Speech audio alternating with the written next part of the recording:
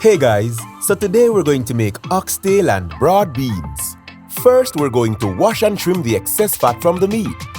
Then we add half a bottle of Grace Oxtail marinade and allow to marinate overnight. Now here's a pro tip. Marinate your oxtail for a longer time for an even greater flavor and more tender meat. Now the next day, when we're ready to cook, we're going to remove seasonings from the oxtail and add it to the pot and brown on all sides. Now here's another pro tip. Slow cooking meats like oxtail gives you a richer, more tasty gravy than pressure cooking. We're going to add enough water to come 1 inch above the oxtail in the pot. Then cover and allow to pressure cook. Finally, we're going to add broad beans to the pot and then salt and pepper to taste.